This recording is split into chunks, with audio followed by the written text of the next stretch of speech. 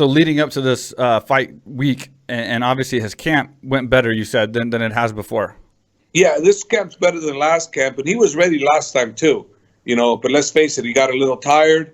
The great body shots that Stipe kept hitting him with over and over and over.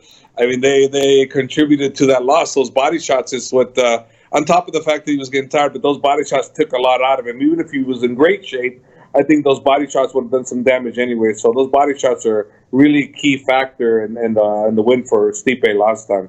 I think we all know like how much DC takes a loss. Like he obviously, he's a warrior. You know what I mean? You don't like to lose, and we've seen how it affects him emotionally.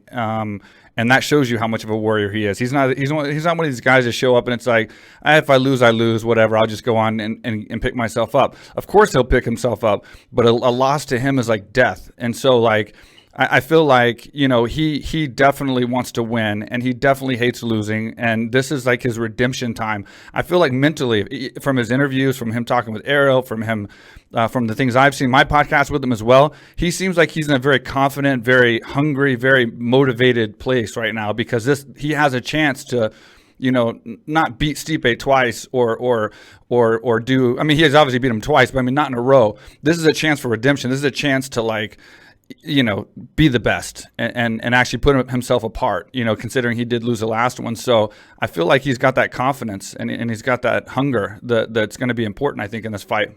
It is. And, he does have the confidence.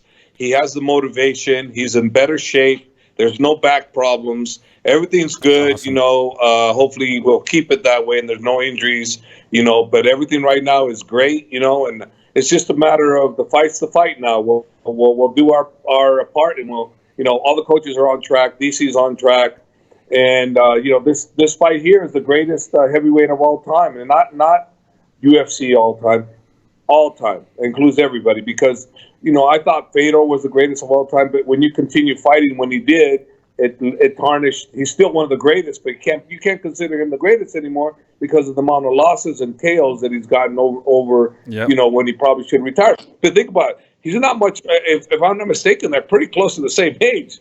So yeah. DC is 41, going 42. Fedor might be 42. So it isn't like there's an age difference. No. So how can you not consider DC the greatest heavyweight of all time? You have to. And you have to. Or if you don't win, it's got to be Stipe, hands down.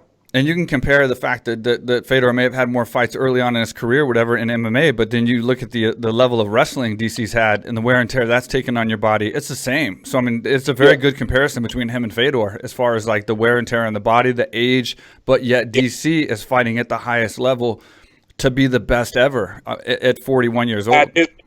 Or 42. Yes, correct. At his age. That's what I'm saying. And that's exactly what I'm saying, at his age. So can you imagine? DC started at 30, bro. Yeah. At 30. Can you imagine 30 started years. At 22 or 19? Jeez. How much of a fucking wrecking machine he'd be? Yeah. Think about that. So how can you not, if he wins, how can you not put him in that category? You have to. Unless you're biased, and there'll be people that will be biased. And of course, you can't say I'm not biased towards DC. I am. But I think I speak the truth. I think there's nobody that speaks the truth more, especially when it comes to this kind of thing and rankings and especially because he doesn't want to be biased and he wants to be fair.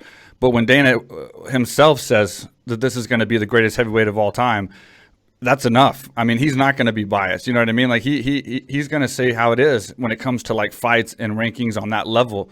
And he said it. So it's crazy. It's just crazy to me. He's at the age that he's at. And like you said, he said on the podcast with me that, he went 30 years before he ever started MMA. That's fucking crazy, man. I get so many people that ask me like, I'm 21 years old. Is it too late to start MMA? I'm 22.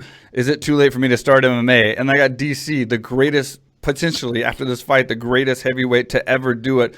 He didn't even start for 30 years. Didn't even start MMA for 30 years. That's crazy to me. Yeah, but let's be fair. Olympic level wrestling. That helps. He really did. He really did. Because, I mean, hey, come on, man. If you can't stop him from taking you to the ground, you ain't stopping him at all. Javier, and let's face it.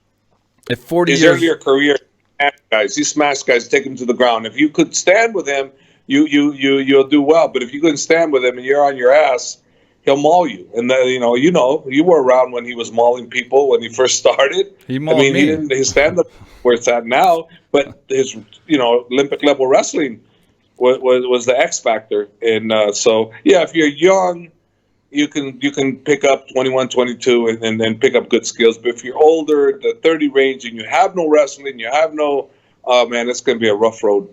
But you can also talk about this Olympic level wrestling pedigree that he has. He also knocked out Stipe at 40 years old. So, I mean, he obviously is a prodigy in MMA, to use his striking abilities and not even using wrestling and still beat the best in the world at their own game.